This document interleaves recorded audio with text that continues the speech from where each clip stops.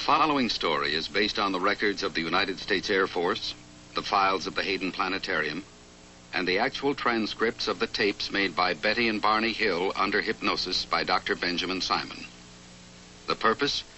To penetrate an extraordinary case of double amnesia precipitated by their claimed sighting of a UFO in 1961.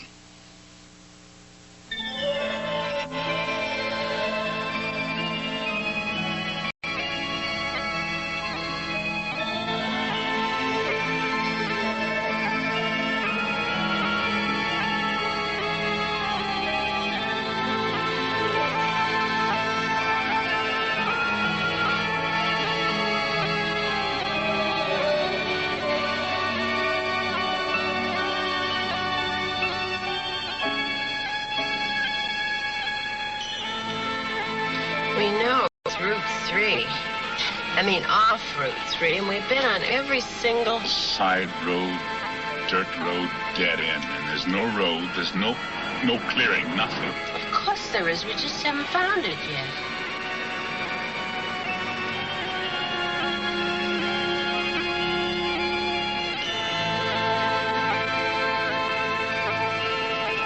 Left or right?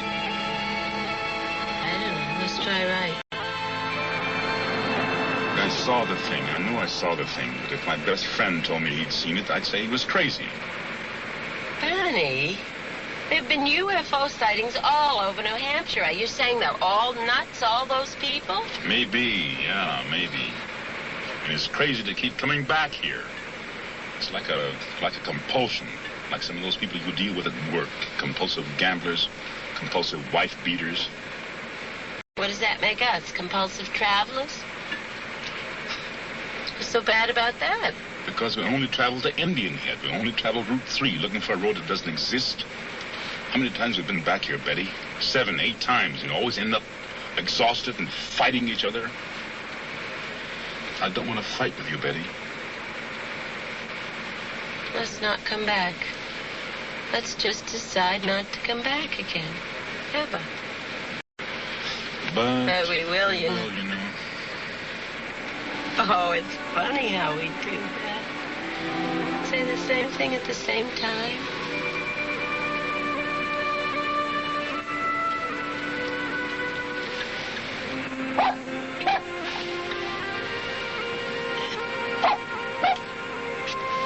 Just a little tolerance, that's all I ask.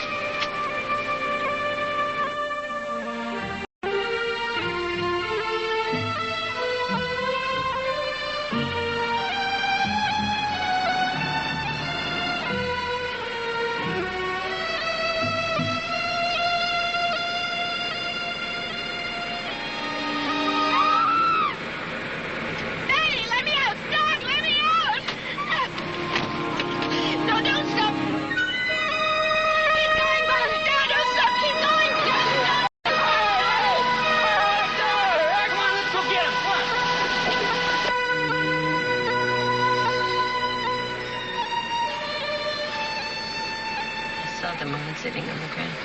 That was a dream, Betty. Men in the road, I saw them in the road. And then I saw the moon sitting on the ground. Dreams are dreams and reality is reality. We almost smashed up this car because you had a dream. Don't do that, Barney. Please. Don't shut me out. Talk to me. Tell me what you feel.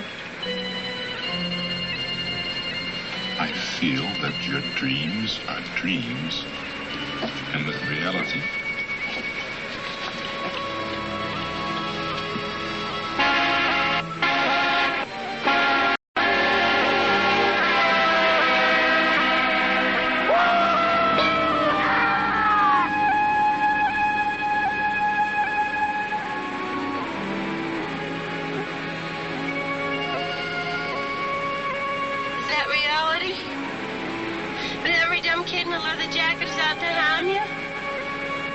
What are you talking about?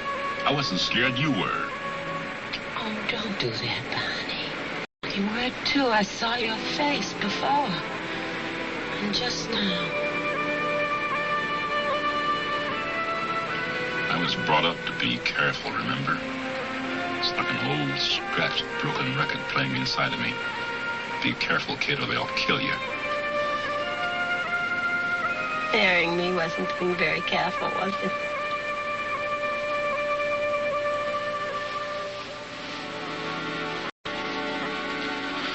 I loved you so much, I forgot to be careful. First time in my life, throughout careful.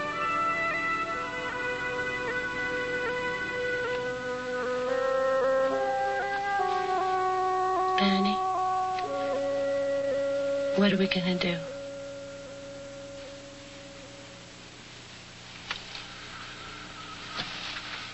How do I know this thing happened? How do I know I wasn't just seeing things? I'm in this terrible position where I know it happened, but I can't get myself to believe it. And it's bugging me so much that my ulcers are kicking up again. Just when they were getting better. It's worse than that. I'm trying to minimize. I was out of work for 6 months on disability. The doctor said I was suffering from the complete physical exhaustion, anxiety. And Betty was having those nightmares, sudden fears out of nowhere.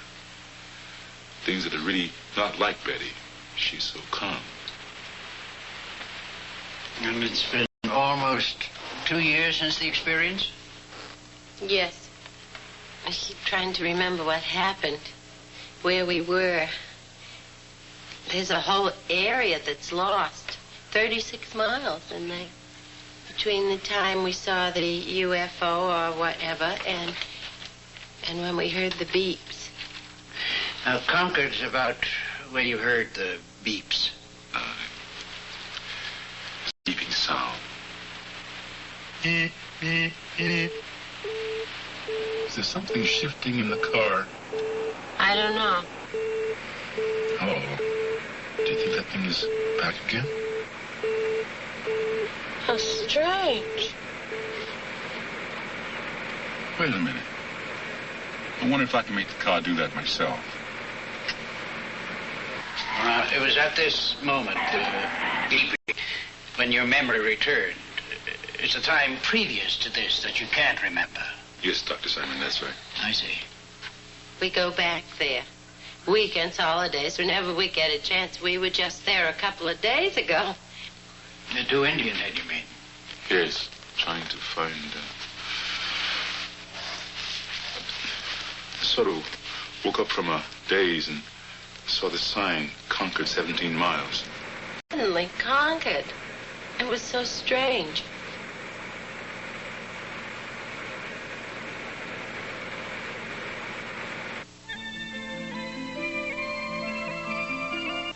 Barney and Betty Hill began general history of their anxiety problems and amnesia, highlighted by their claimed sighting of a UFO at Indian Head 2 years ago. The Hills' clearest memory, their return home from the UFO sighting experience.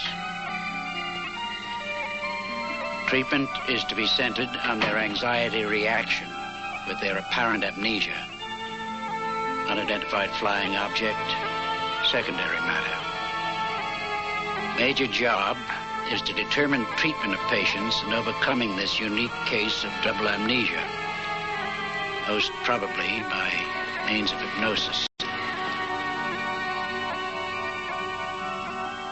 Barney Hill, 39, works for the post office, is distinguished member of NAACP, and active in community fairs, Portsmouth, New Hampshire. Well-read, educated, IQ of 140.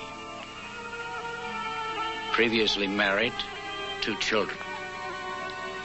Suffers deep guilt of leaving marriage and children, but sees them as often as he can. Also suffers from childhood of racial strife.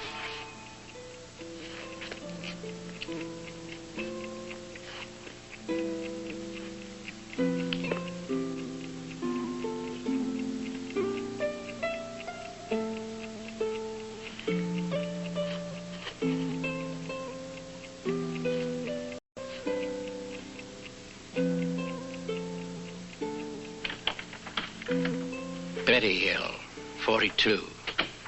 Comes from an old New Hampshire family dating back to 1629. Previously married, 13 years, 2 adopted children, now grown.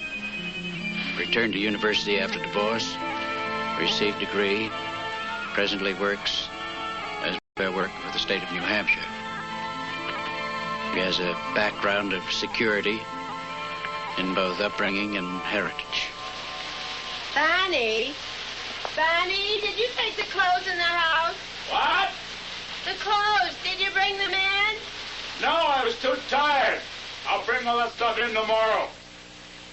I don't want you to bring the clothes in the house. About the clock, you said you glanced up at the clock as you were undressing. Did you see the time? I saw that it was 5 after 5. Didn't register. I don't think Barney realized it either. Neither one of us realized till months later that it was that late.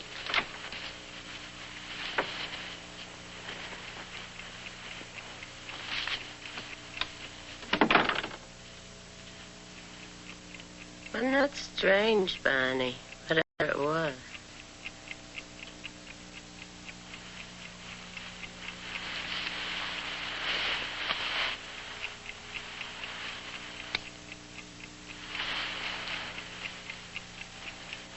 Tops of my shoes are scuffed.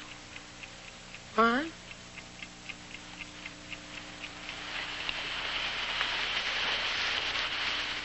Tops of my shoes are scuffed. I don't understand. How could that be? I don't know.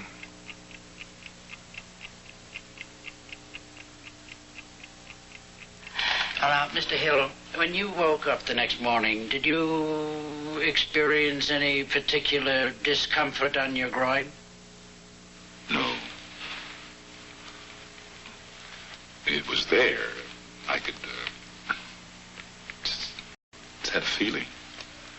But there was no pain or anything. Well, how much later was it that the warts appeared? Oh, 2 months, I guess, before they actually appeared. Before I actually saw them. Because I had a feeling before they actually appeared. So you went to the doctor and he diagnosed it, and by means of electrolysis, he was able to get rid of them. Yes, sir. And you haven't been in trouble with them since? No, I haven't. I see. Please, continue.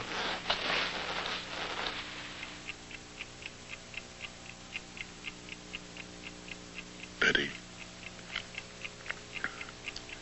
I don't want to talk to anybody about last night, all right? All right. Guess. If you want to talk about it, we can just talk about it to ourselves.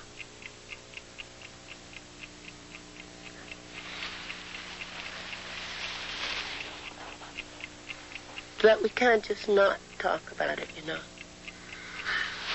I know that. I want to talk about it to you. I don't like feeling alone with this thing. You're not alone with it, love. How would you be? We wondered about it, and we talked about it, and then I asked Barney if he thought we could draw what we saw. And he didn't want to do that. But Betty found a way to talk me into it. Well, I'm good at that. And then when the drawings were identical, well, Barney thought they were only similar. I wanted to call my sister, and Barney didn't want me to do that. He got angry.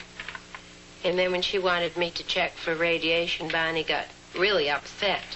Where's the compass? Where's the compass? I don't know what you're talking about, Betty. The compass, where's the compass? I don't know where it is. How am I supposed to know where the compass is? Come on, Barney, you're a big help. It's in the drawer where it always is. Why don't you look before you ask? It's always there in the same place. Betty, listen. I think you're getting too excited about all this, and I think you better calm down. I think we just better forget about all this. Barney, would you please come outside? and look at the back of the car and see what happens to this compass?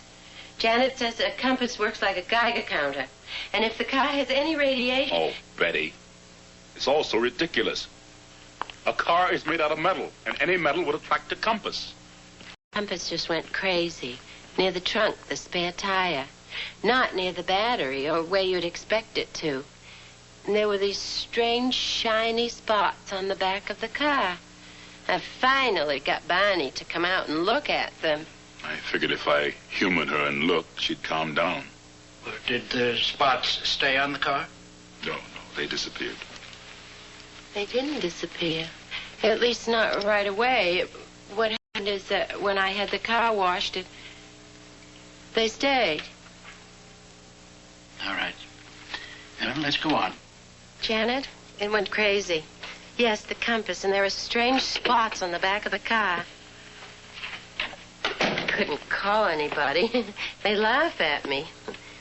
No, I'd be embarrassed. And Barney and I decided not to tell anyone. Not anyone else. Were you able to deal with that, to live with that? Yes. Well, yes and no. You see, so much of our life was so happy. We'd only been married about a year. And so many things were new. Especially for Barney. Why especially for Barney? Well, the only change in my life was that I was married to Barney. I lived in the house where I'd lived for years. I had the same job and the same friends. But for Barney, everything was different. He lived in Philadelphia in what was really an all-black society.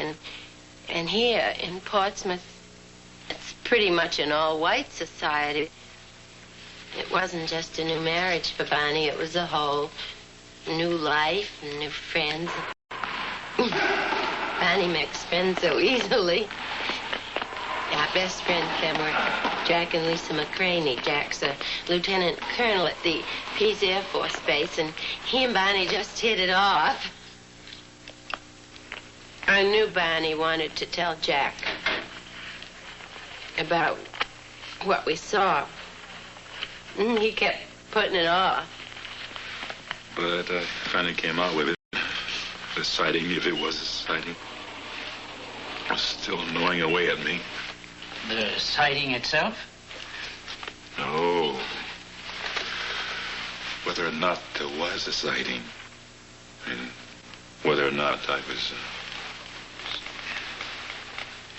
we were seeing things.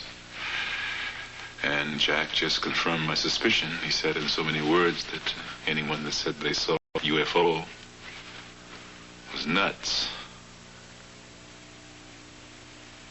And that only made things worse, you know. They were our best friends. They were around all the time. We could talk to them about anything at all, except UFOs. That subject was just plain taboo. And those terrible dreams were starting. Had you told Barney about your dreams yet? Mentioned them. He had so little time. Barney was working nights in Boston. 60-mile drive back and forth. We were, except for weekends, we were sort of passing in the hallway. The moon, you idiot. What are you barking at the moon for? Yes, well, I imagine they were long nights for you. Hard on you. Very long. I keep saying, though, you know, that we were having so much fun. Barney had joined the Toastmasters because he thought he couldn't speak in public. And he found out he could. Then he found out he could make people laugh. The house was filling up with old joke books and old routines on records. And he'd spring them at the worst possible moment. Not so fast, Rodriguez.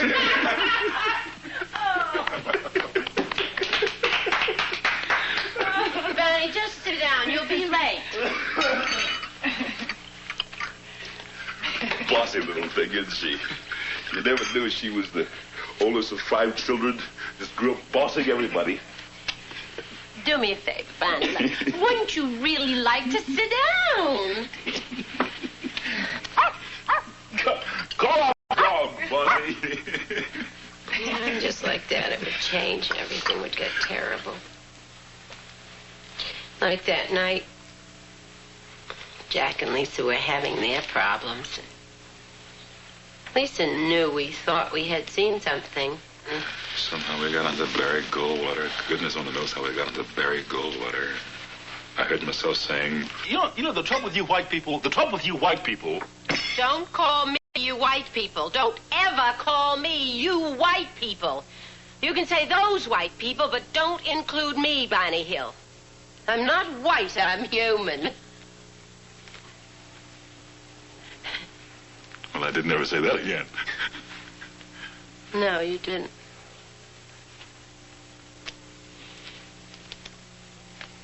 And then they were getting ready to leave, Barney, too, because he had to be at the post office by 9.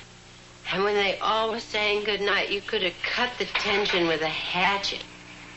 My fellow citizens, let no one doubt that this is a difficult and dangerous effort on which we have set out. The path we have chosen for the present is full of hazards, but it is the one most consistent with our character and courage as a nation and our commitments around the world. And then Barney came back. He said he was going to call in sick. He was so worried, and he was just lying there with this white cloth over his face to help his headache. Better? Not much. Barney, I want to ask you something. I can't not with that thing over your eyes. It was your idea. This probably isn't the time, anyway. But I really wanted to ask you. Listen, Betty, I was just listening to the news. Barney, I said I wanted to ask you something. This is important, Betty, really important. If they actually do start shooting missiles. Who? Nobody's going to start shooting missiles, Barney. If they do, and we're together, if I'm at work and can't get here, now listen to me. What I want you to do is make your way to your mother's house. Now manage to get there. Is that clear? Yes. Yes, sure. Good.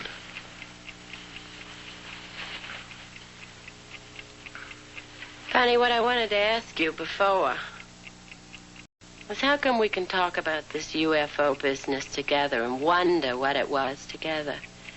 But with Janet, with Jack, it was a plane, period.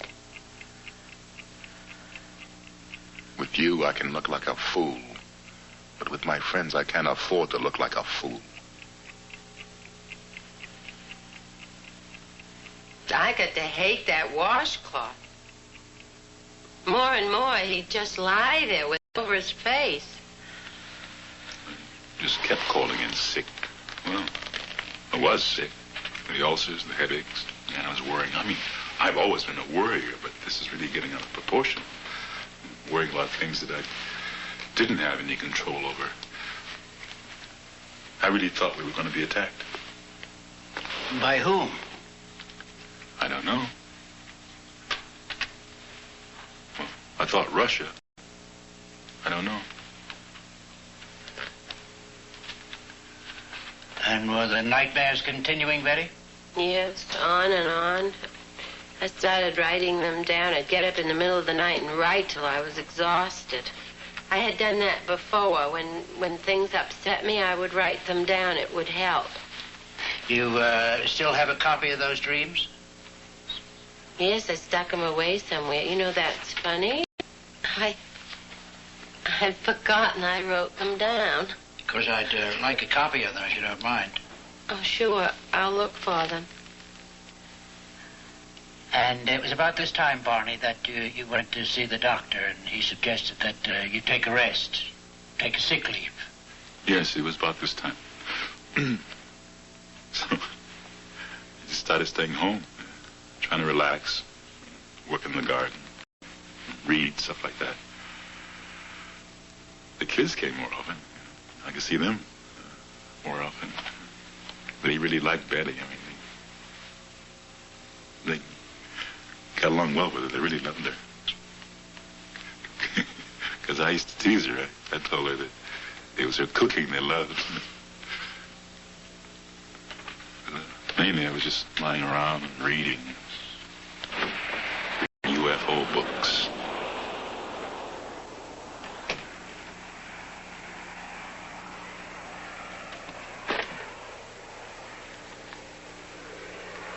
Hi.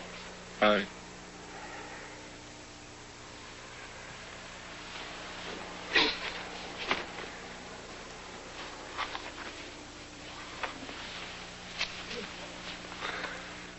What's the matter? You upset?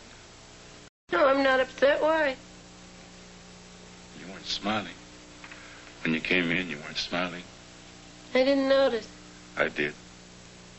Well, obviously you did, or you wouldn't be uptight about it. No, I'm not uptight.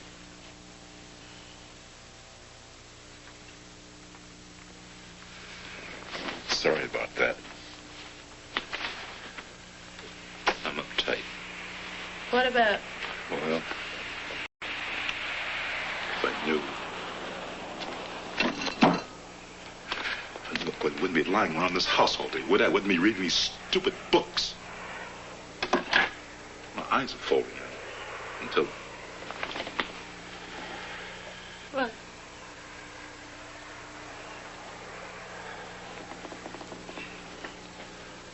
Till I think I'm nuts as they are.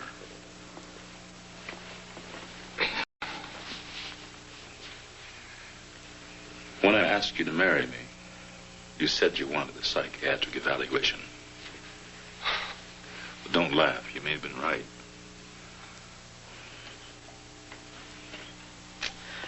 Oh, what do you mean? I mean that your instincts may have been right. You may have sensed something. Oh, no, my love. Oh, no, you didn't understand. It wasn't you I questioned. It was me. I couldn't tell you. What?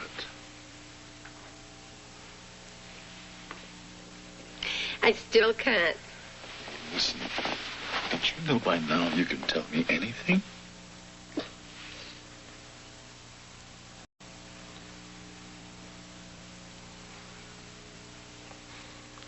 I'm not pretty. Who says? Nobody. It's something I know. Something I've always known. I'm not pretty. And that's nonsense. And what's it got to do with a psychiatric evaluation of me? Oh, you don't understand. I was afraid you thought you loved me. You thought I was pretty because I was white.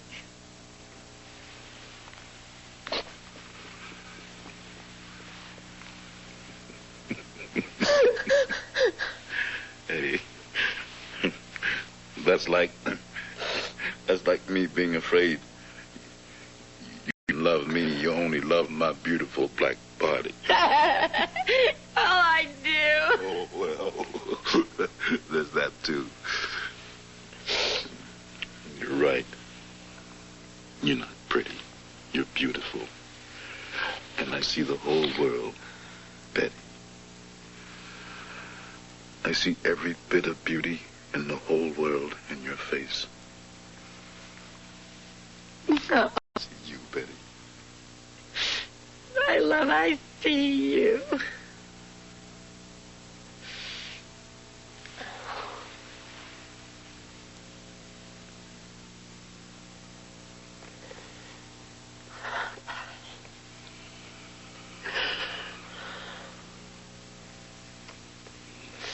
This is the way it should be. This is the way it was. Well, finally I convinced it we had to report it. She cried. That's really what did it. Well, whatever did it, we did call. I wasn't too impressed with how the Air Force handled it. But when Wayne Webb from the Hayden Planetarium contacted us, then I knew that Betty was right. We had to tell everything we saw.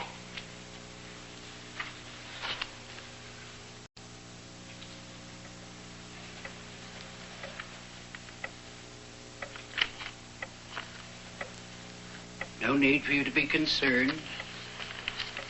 No need for you to be worried. You are deeper and deeper asleep. You are deep asleep. You will remember everything, and you will tell me everything. It is now September 19th, 1961. You will remember everything, and it won't trouble you. Your memory is sharp now.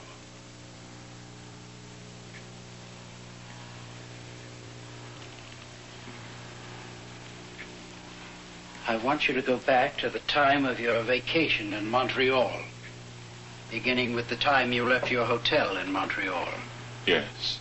I want you to tell me in full detail all your experiences, all your thoughts, all your feelings, beginning from the time you left your hotel.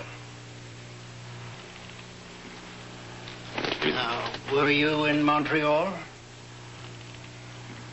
It was approximately 112 miles from Montreal. We were driving from Niagara Falls through Canada. Yes, well, just go on. Tell me about your arrival there. The thoughts that were going through my mind was that would they accept me at the motel, because would they say they were filled up? And I was wondering if they were doing this because I was prejudiced. Because you're prejudiced? Because they were prejudiced. You run into this a lot, I take it. I have not actually run into being denied accommodation yet.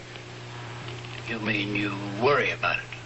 But I know that this does happen, and I am concerned. Did you tell your wife about your concern? Does she share it?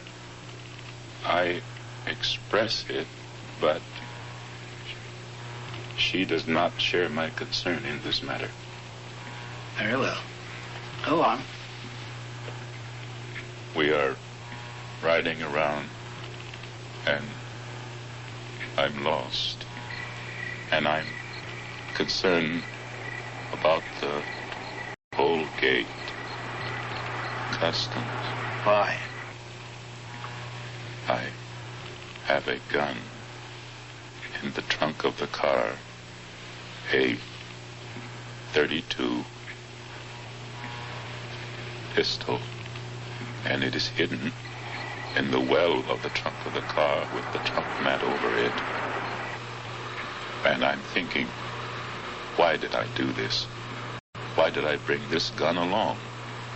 And I know it is all my fears, that I believe the hostility of white people, particularly when there is an interracial couple. Yes, well, go on. Your memory is sharp. Where are you now? Now, we're in the country part of New Hampshire on Route 3, and I'm thinking, I've got to get a hold of myself and not expect hostility when it was no hostility there. And I look up through the windshield. I look up through the windshield of the car where Betty saw a star. Oh, that's funny. But I said, Betty, that is not a star. It's a satellite.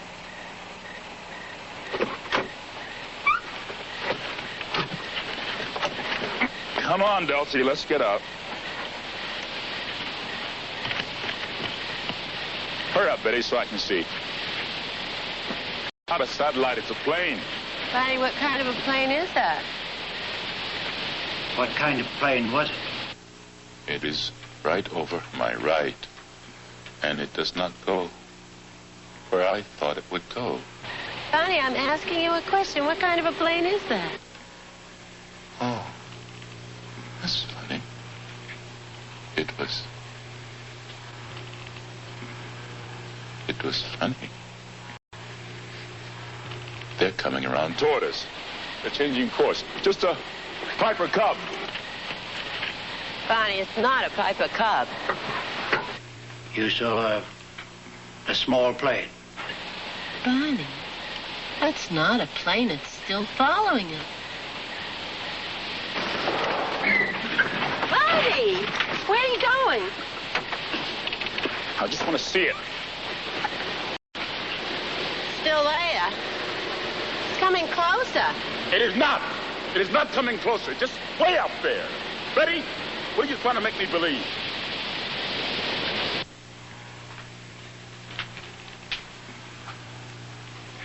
All right. We'll stop here for now.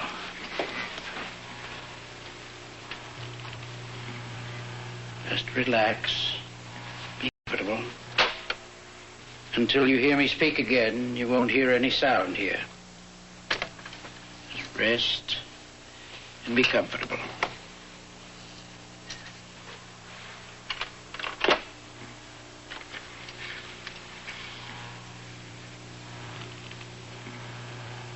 All right, you may proceed now. And I'm wondering, why doesn't it go away? Do you still think it was a small plane? And I'm wondering why these pilots, why they shouldn't do that. They shouldn't do that. And I can't hear any noise. And I think this is ridiculous. I can't hear any sound.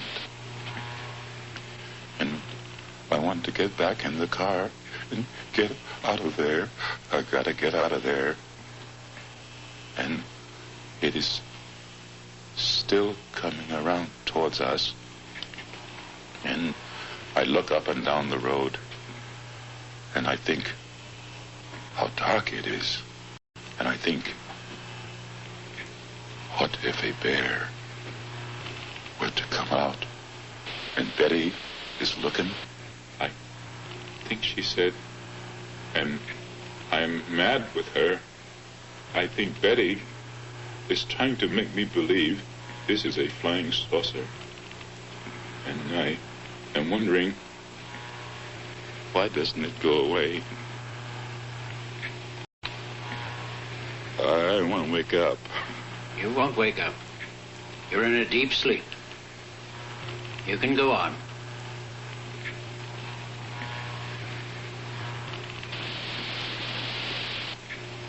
It's right over my right.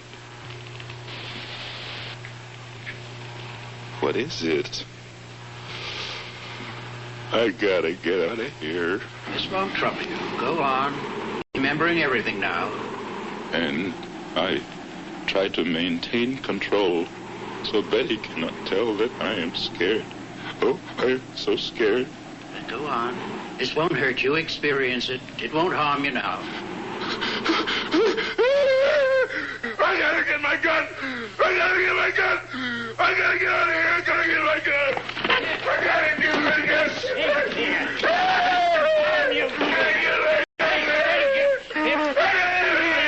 Nothing can harm you here.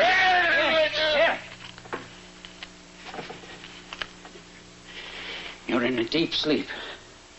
You can remember nothing. Now calm yourself. Calm yourself. Here, come on.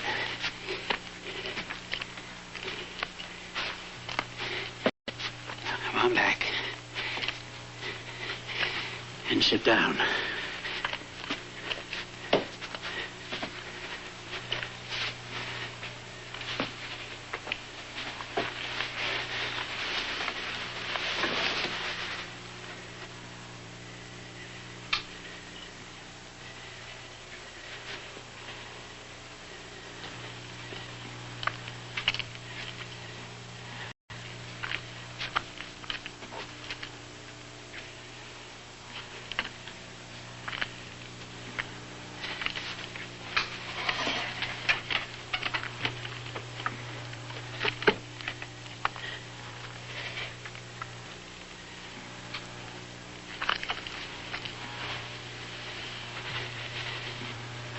All right. You can wake up now. You can remember everything. Just go on remembering. There's no need for you to cry out. You're calm now. You still feel you have to get your gun? Yes. It meant to harm you, you felt? Yes. And I open the trunk and I take it out and I put it in my coat. And I look and I say, I'm not afraid. I'm not afraid. I'll shoot it down. And I run out across the road. And there it is, up there.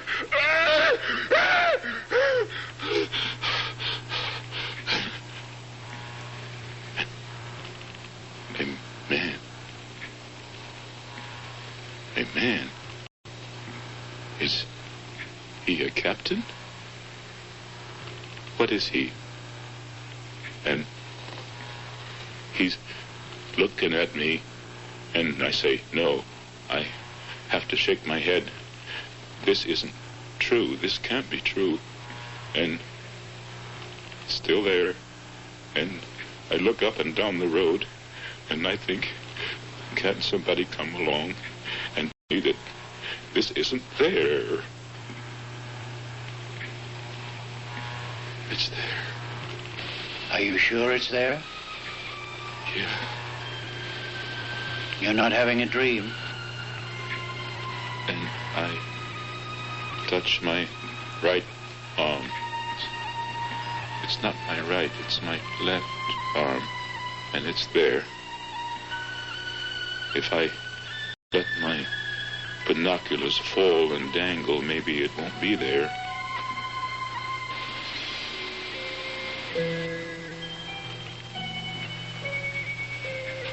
But it's there. Why? What do they want? What do they want? And this one person looked friendly to me. He's friendly looking. And he's looking over his right shoulder at me, and he's smiling, and he's friendly. But the other one, with the evil face, he looks like a Nazi. He's a Nazi. Did he have on a uniform? Yes. Did they have faces like other people? His eyes are slanted. Oh. His eyes are slanted. Oh. I feel like a rabbit. What do you mean by that? When I was hunting for rabbits in Virginia, this cute little bunny went into a bush that wasn't very thick, and my cousin Marge was on one side of the bush, and I was on the other with a hat, and this poor little bunny thought he was safe, and it tickled me because he was just hiding behind this little stalk that meant security for him. And I pounced on him and threw my hat on him and captured the poor little bunny that thought he was safe.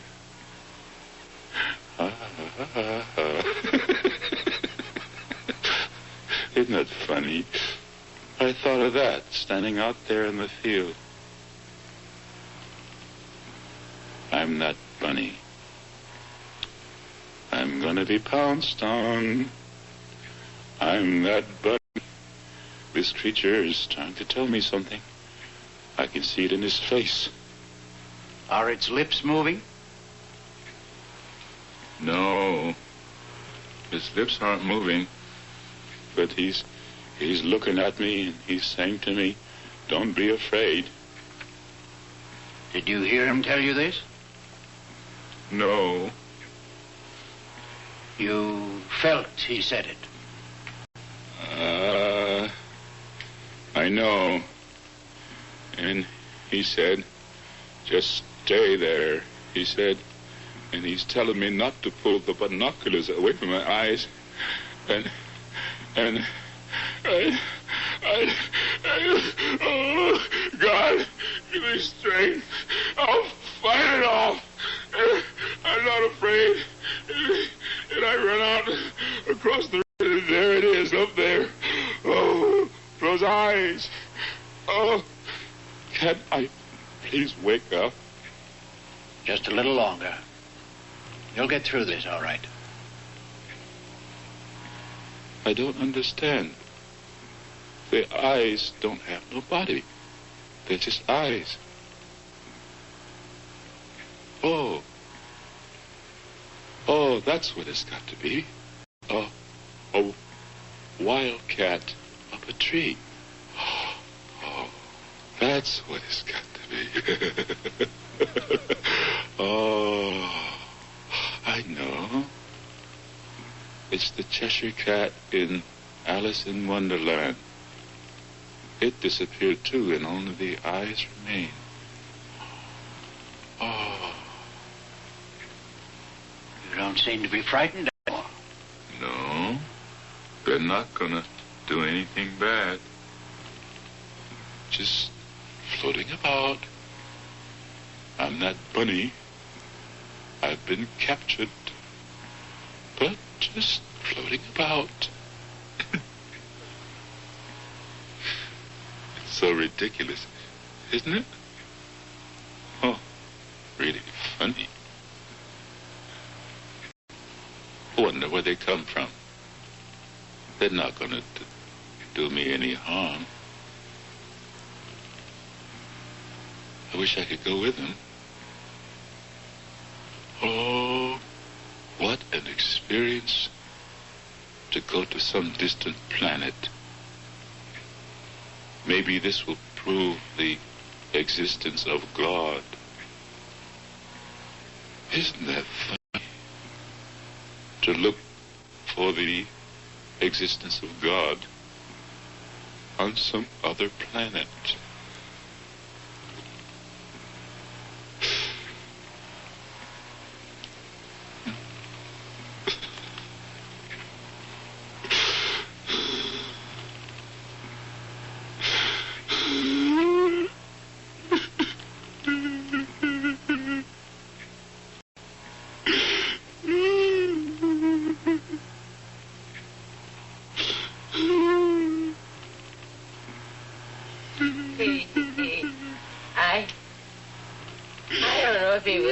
Or crying, but he said to me they were going to capture us. They're going to capture us.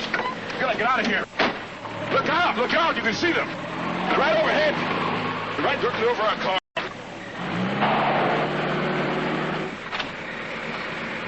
They're out there, I don't see anything. It's all black, I don't see them.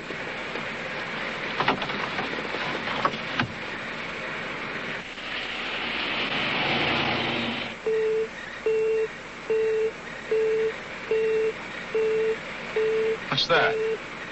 What's that noise? I don't know. Now, just a moment.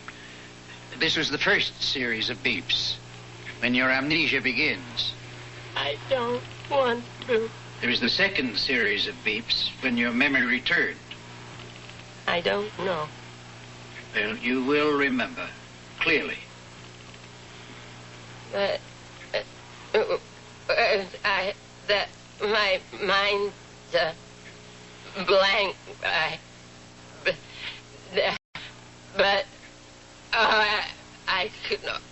I almost remember. You can remember. Oh, I get this point. I can't get beyond those beeping. You can get beyond it. It's all right. You've never remembered it before. This is the 2 hours you could never remember until now. Because you're there now. It's all right. Go on. Remember. No need to be upset.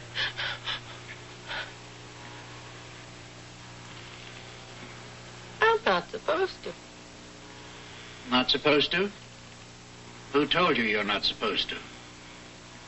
They did. All right. You're calm. Calm.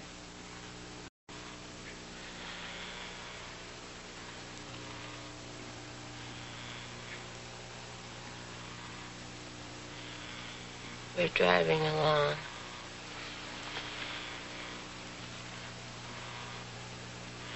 I don't know where we are. I don't even know how we got here. Barney and I, we were driving.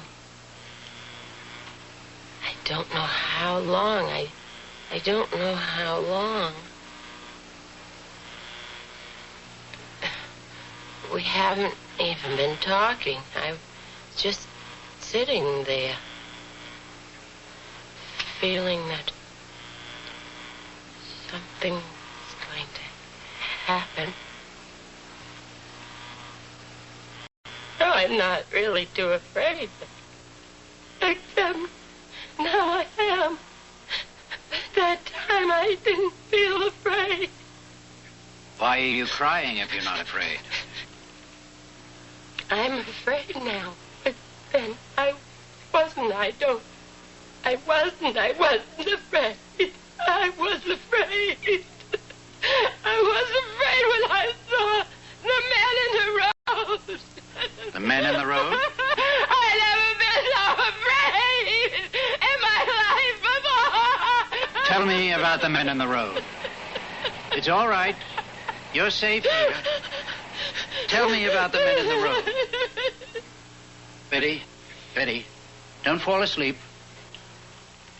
I want you to stay awake so you can remember. Tell me about the men in the road.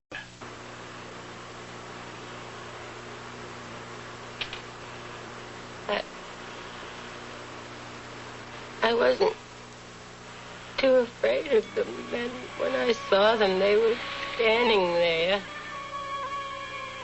And I thought, oh, well, you know, they're not so awful. I don't know, I wasn't too afraid when I saw them. They were just, no, I couldn't get a good look at them.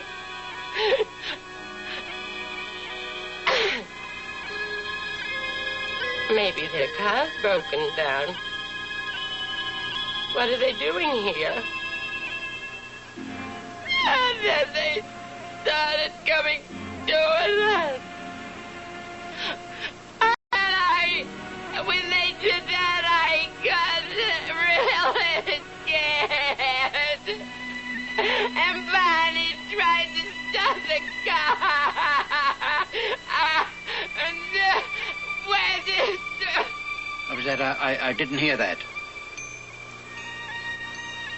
I thought if I could just get my hand on the door of the car and open it, I can run into the woods and hide. And Barney is yelling. They're going to capture us. They're going to capture us. They're coming closer. Oh, my. Oh. They're coming closer. I just put my hand out. I put my hand on the door of the car. And I'm going to open it. They open it for me. They open the car door. This man. Now there's two men behind us. There, 1, 2, 3 men. And there's 1, 2 more men behind them.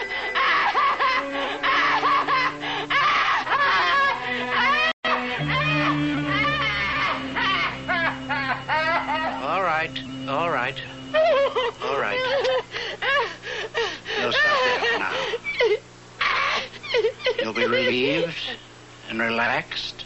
When you wake up, you won't remember anything that's transpired here. You won't remember anything until I ask you to recall it. All right. Comfortable and relaxed and at ease.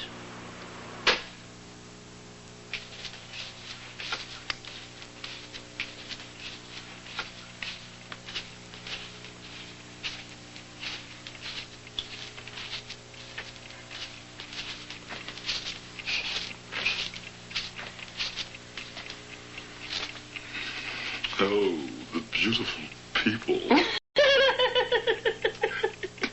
Don't do that. The Kennedys don't giggle. What about? You got no class, girl. Don't give me that talk about your Mayflower ancestors. Now, how could I go and marry a girl with no class? No, Betty, no. Not that, no, Betty, not that, no, anything but that, no. Serves you right. No class. You're really feeling good, aren't you? Yes, I am. Just minutes. I really feel good. I come out of those sessions, it's like a weight lifted. And I don't know what the weight is, but something's working because there are these minutes before it all comes creeping back again. With me, it's a day or so. And then I can't wait for the end of the week to get back in there. Like today, at lunch, I felt so cool I had an onion with my hamburger. Barney, you know we said we wouldn't eat onions unless we both had them. Oh, I'm sorry. I forgot. I'll get you one. What? I'll get you an onion. Oh, I don't want an onion, you lunatic.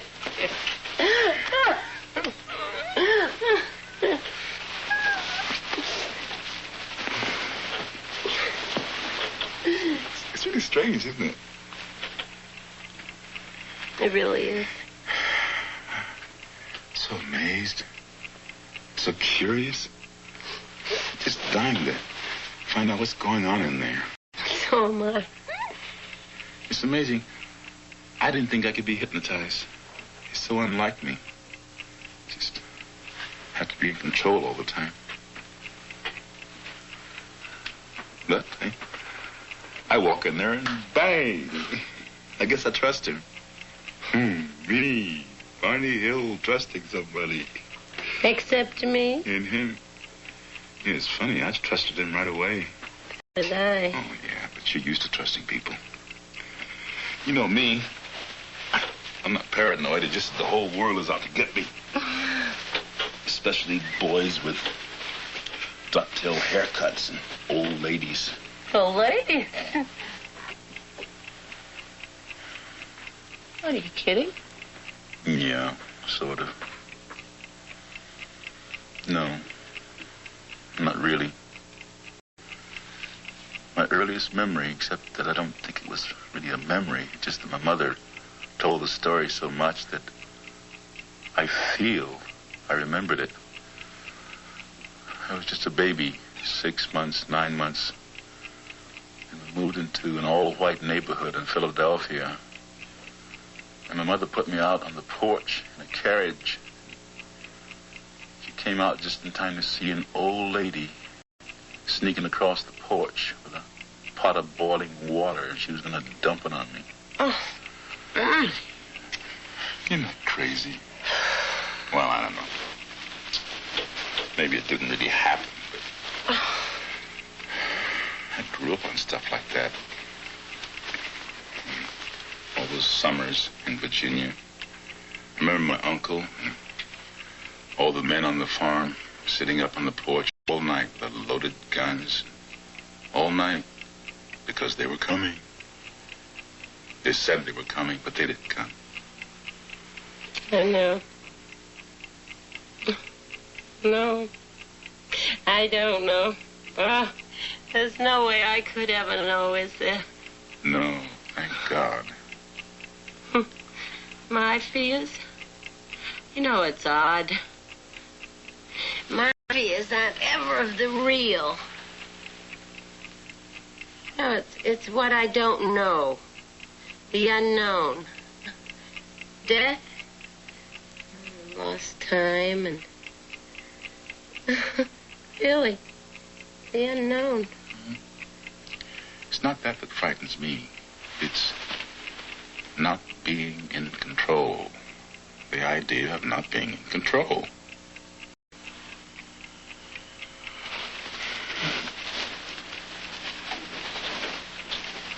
You promise me something? If I get a stroke, something like that paralyzes me so I can't...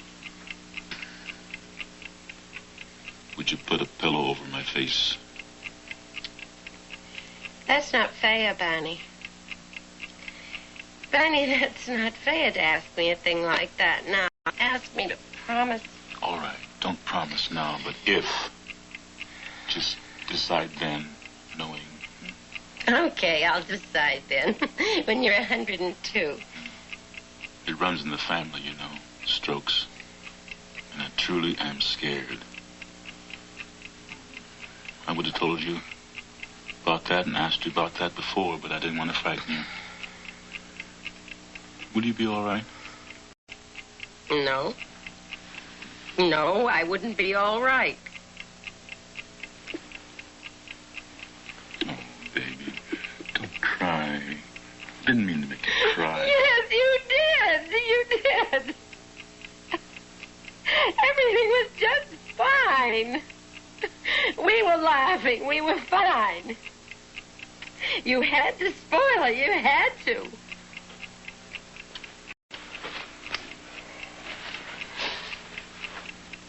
I'm sorry. I know. I know. So am I. Oh, we're always sorry. We keep right on doing it. And we're sorry.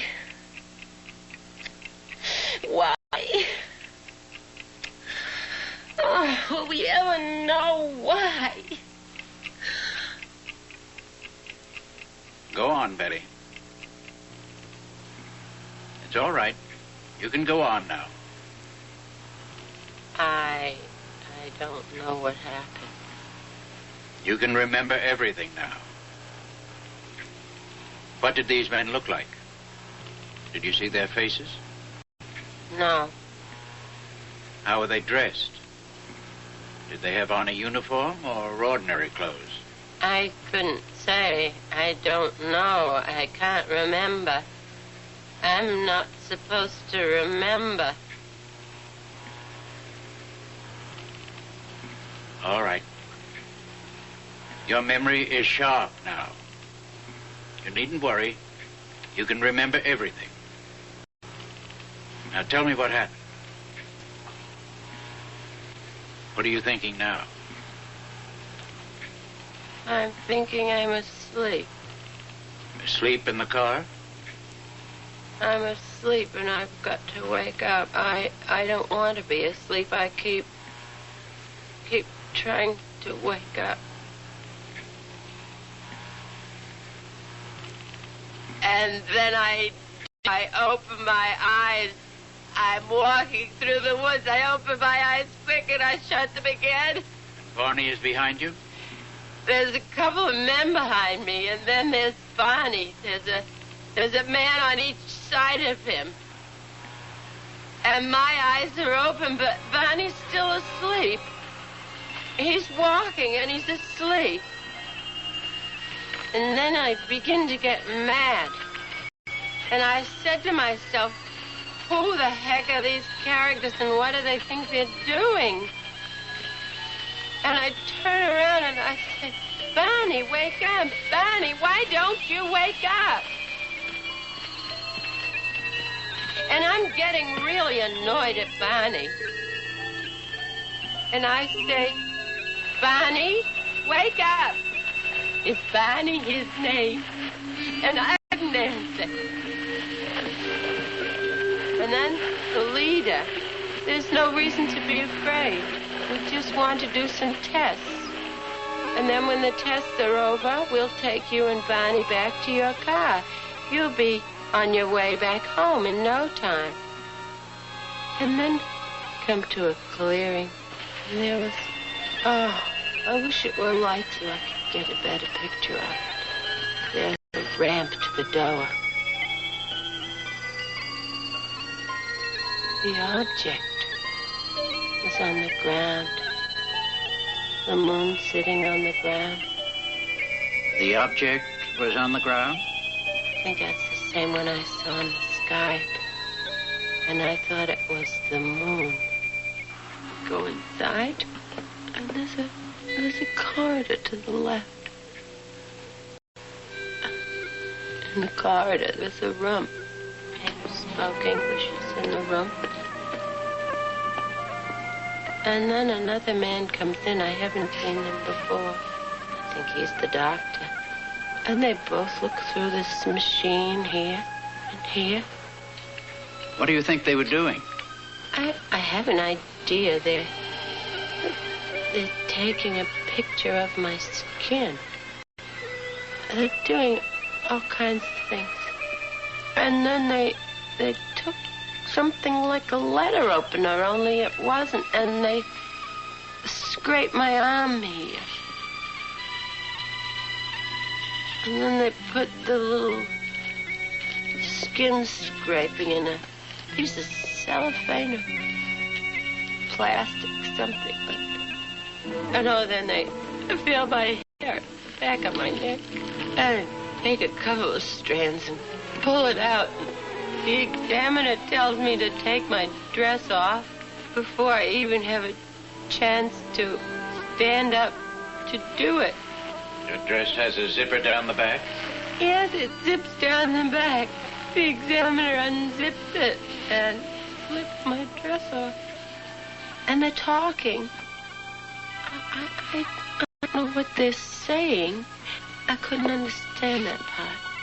I want to do some tests. I want to test your nervous system. I don't know how our nervous systems are, but I hope we never have nerve enough to go kidnapping people off the highways as you've done. I'm lying on the table. I don't know what they're doing, but they seem so happy with whatever it is they're doing. And they touch me with a needle. Doesn't hurt. It's something like a TV screen. And then they turn me on my stomach and then back over on my back. And I see the doctor has a long needle in his hand. Go on. Go on, it's all right. What are you going to do with that? And he tells me that it won't hurt. He just wants to put it in my navel. It's just a simple test. Stop, it's hurting, it's hurting. Take it out. And the leader comes, he rubs his hands on my eyes and says it will be all right. I won't feel anything. The pain's gone away. Still sore when that needle in. I don't know why they did that, because I told them they shouldn't do it. Did they make any sexual advances to you? No. I asked the leader, I said, why did you put that needle in my navel? And he said, it was a pregnancy test. And I said, I don't know what you expected, but there was no pregnancy test here. When you had all of these experiences with your dreams, why would you have dreamed all these things? The dreams were the same as the experiences that you felt you had? I figured that in my dreams I remembered what actually happened.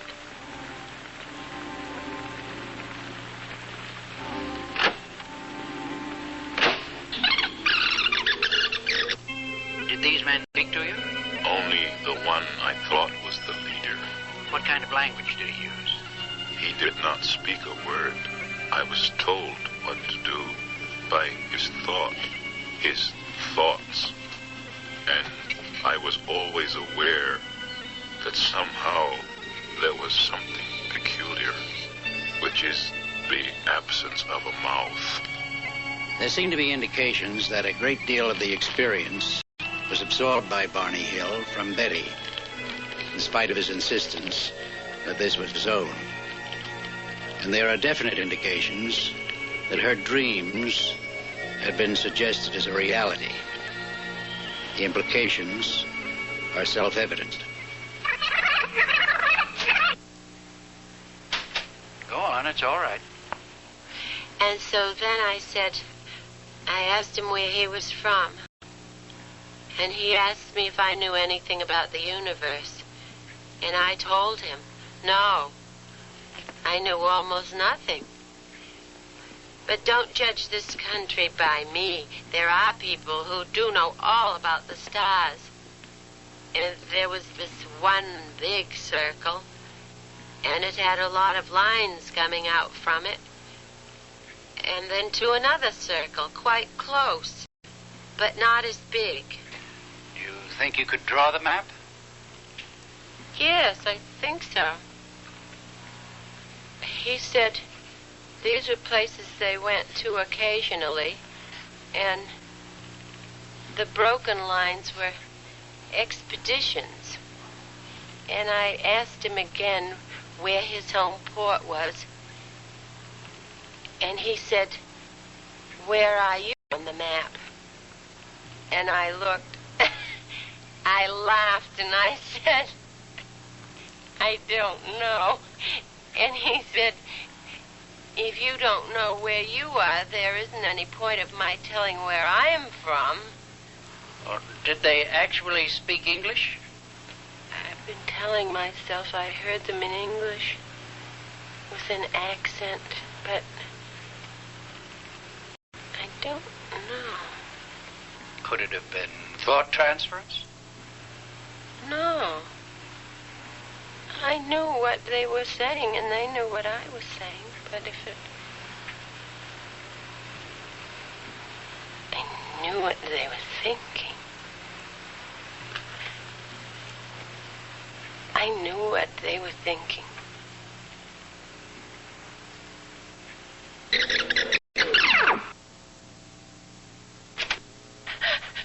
And I said,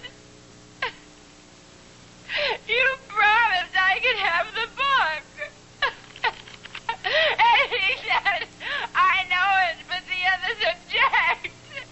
And I said, but this is my proof. And he said, that's the whole point.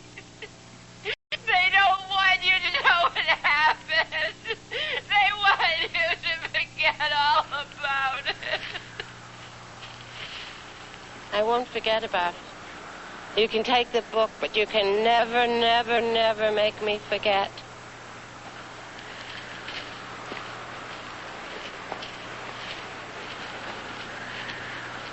I'll remember if it's the last thing I do.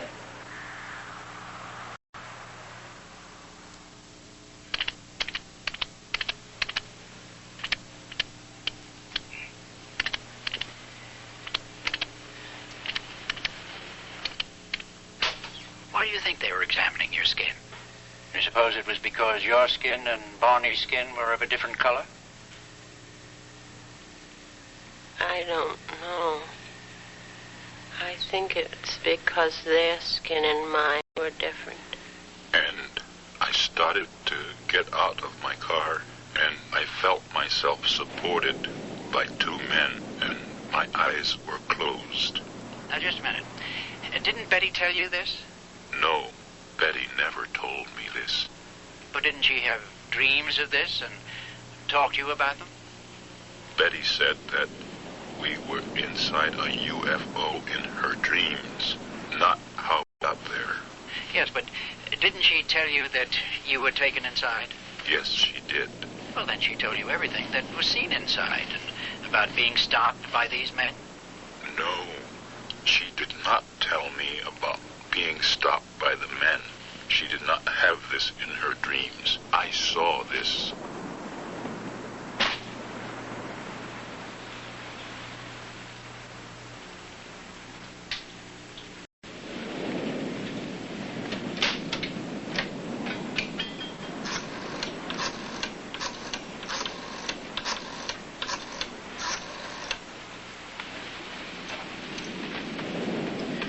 General Davidson, please.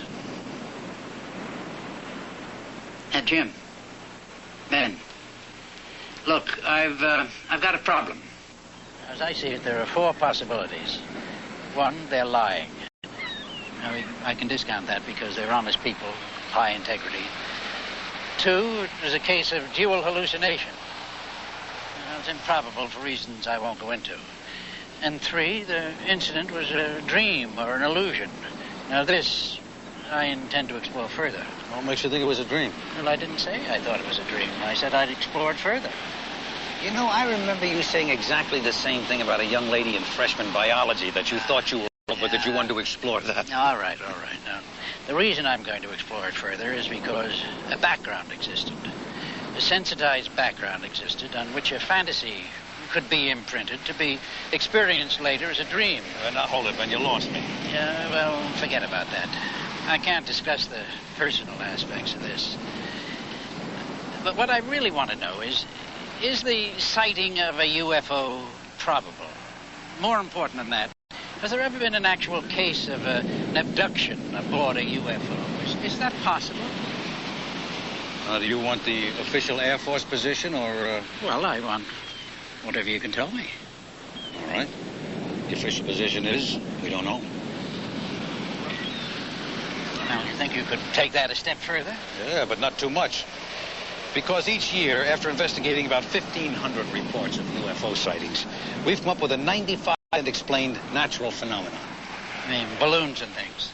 Balloons, weather inversions, kooks, and 5% unexplained. Now, that unexplained is never denied. We just file it under the heading of insufficient data. But Ben, as a friend, I'll tell you, I wonder about that 5%.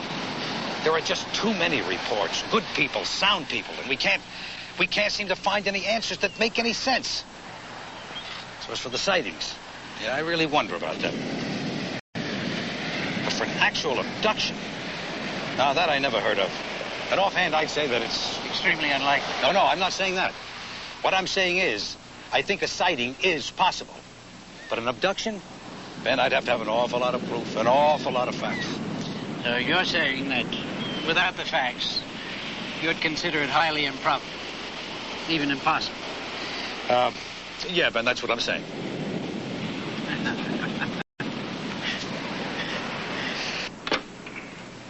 Barney and Betty Hill have hypnotized each of them separately, and each of them separately remembers in general the same experience. I suspect that in this stage of therapy, the sighting of an object, which could possibly be a UFO, triggered an externalized fantasy, a fantasized trauma which the Hills have projected their inner turmoil. I just had a hysterical thought. What if Dr. Simon were a spaceman? Oh, Betty, don't be ridiculous.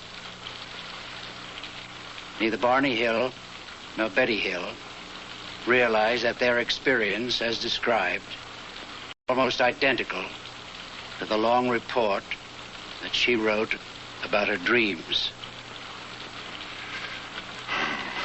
If he changes his mind and decides not to let us start listening today. Of course he's going to let us listen. He said so. Oh, Barney, don't be ridiculous.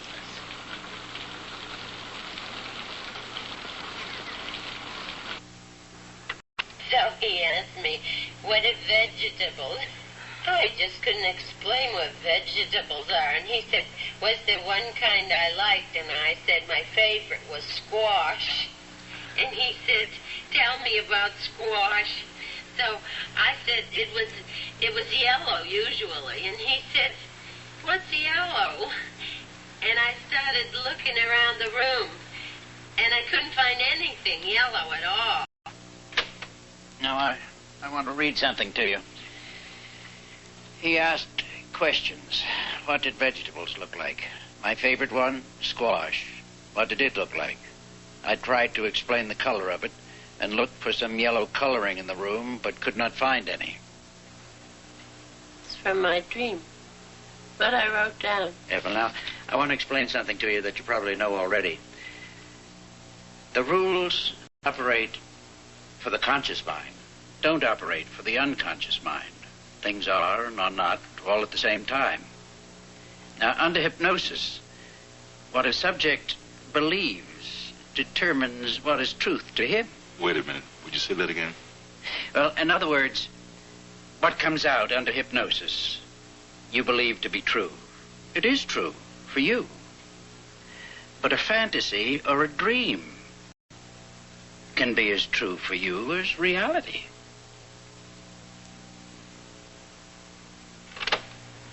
I said I hoped that somehow we would meet again. Maybe he would come back. And he said, well, he would try. And then they all turned and started to go back. And I get up to the car, and Barney's inside, and I say, come on out and watch him leave. Don't be afraid, Delcy. There's nothing to be afraid of. And so we're watching them leave, and it starts glowing, getting brighter and brighter. It's a large ball, a big orange ball, and it's glowing and rolling just like a ball. And I'm so happy. Suddenly, the ship became a bright glowing object, and it appeared to roll over like a ball, turning over about 3 or 4 times, and then sailing into the sky. There's one thing I don't understand. Suppose it was a dream. Could we have both had the same dream? Well, that's an aspect that's been puzzling me, and no, I don't think you could. At first I thought, because Barney was more ready for a trauma, that he had transferred a fantasy to you. Then I thought, because it seemed more likely that you had transferred your dreams to Barney. Because Barney is more susceptible. Well, I'm not quite sure how to take that. But I'll tell you something. I don't really care if it's a dream or real, because the longer these tapes play and the more we listen to them, deeper and deeper we get into it, I feel as though something is being lifted off my shoulders. And it's better than suffering with it, you know. All those anxieties and wondering. That's the whole point. The point is to relieve the anxieties. How do you feel now, Betty? I feel fine. I guess it was just the fear of the unknown had me so scared. And I don't want to be operated on. You don't want to be operated on. What makes you think of an operation? Oh, I just remembered something. I don't know if I went into this detail or not when I was hypnotized. What detail? Well, as I was listening to myself... Oh, I don't know. Maybe it's just psychological. I didn't want to hear any more of that for a while. Oh, what detail? As I was listening to myself, I remembered what they examined my drawing with. It was a circular instrument, and they pressed down with it. You know that small ring of warts that developed in an almost geometrically perfect circle around my groin? Since the therapy began, it's become a little painful, inflamed around the whole area. And I was wondering, those warts originally appeared way back in 1962 when I had no conscious memory of the aboard the craft, right? Now here it is, 1964, and they get inflamed. How's that possible? I don't know. It may still be part of a shared fantasy. But I just don't know.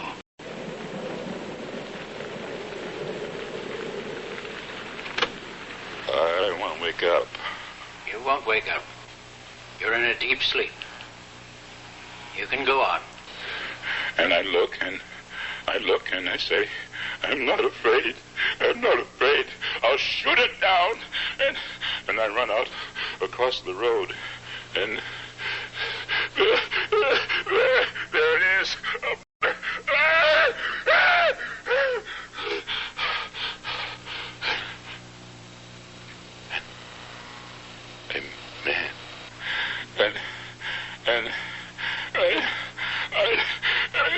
Oh, God, give me strength. I'll fight it off. I'm not afraid.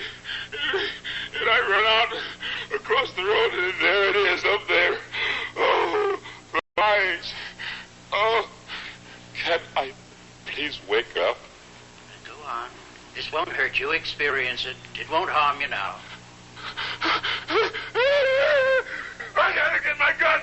I gotta get my gun. Turn it off? No. I gotta get out of here. I gotta get my gun. I gotta get my gun. I don't like putting their hands on me. I don't like them touching me. It's all right, Barney. Just be calm. It's all right.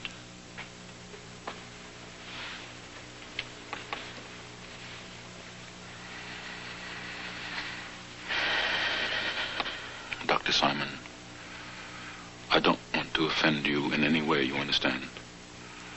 I have a great respect and admiration for you. And I can only thank God that we came to you with all this. But your theory about dream or fantasy, it's real. It did happen. I know that now.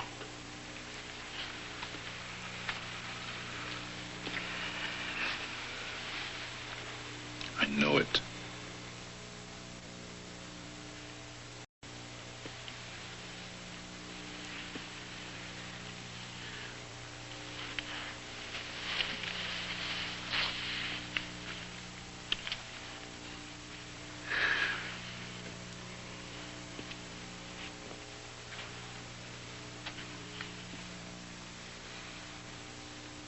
Dr. Simon, I haven't said before either how grateful I am. I just want to say, too, thank God we came to you with all this. Well, thank you, Betty and Barney. Thank you both.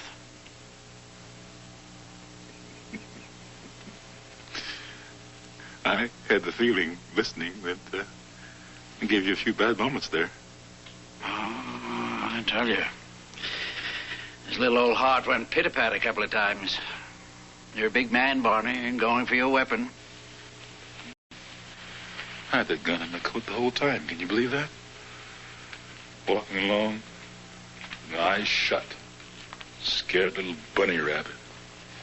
And a gun in my coat. And you didn't have a gun, and you're half my size, and you're telling those creatures off. Mighty Mouse. What in the world was I so afraid of? Hey, you didn't have a good time. Well, what do you think? You must have given it some thought.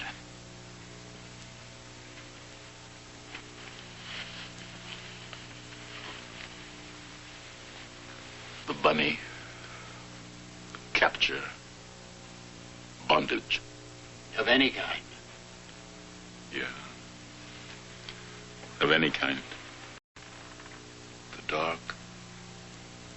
The dark? Well, that's all I did, you know. The child is frightened of his dark bedroom. You lead him slowly, gently into that dark, frightening room. Let him touch all the corners, all the objects that seem like monsters, until he knows that those corners are just corners. The monsters are just chairs and lamps. Dark bedroom, spaceship, or the mind. Hey, listen. The next time we go in the dark together, will you please, for Pete's sake, tell me to keep my eyes open? I did. You didn't listen. I will. Next time I will. With active treatment discontinued, Barney and Betty Hill settled down to their routine life. Betty Hill's schedule as a social worker for the state of New Hampshire was both demanding and rewarding. Barney Hill continued in normal fashion at the post office department and increased his community and political activities. He served on the board of directors of the United States Civil Rights Commission, the NAACP, and the Anti-Poverty Program. As their doctor, I felt that their treatment had been successful. The primary purpose, to penetrate the amnesia in order to relieve their anxieties, had been accomplished. The question concerning the real or fantasized aspects of the trauma remains a question. Daddy, you were so silly. And I'm so proud of you. Oh, so proud. Do you remember when we were in the middle of all that mess? We were fighting all the time about just everything. Well, I told you. No, well, first you said that. Well, you know, you were talking about if you had a stroke, and you asked me if I would be all right. I remember. And I told you I wouldn't be. Well, Barney, that's not true what I said. I would be all right. You know why? Because you've given me so much love, so much laughter, snatches of song. Last the rest of my life. So I could be alone if I had to. And I would be all right. And you made up for every bit of unhappiness that I've experienced in my whole life. Oh.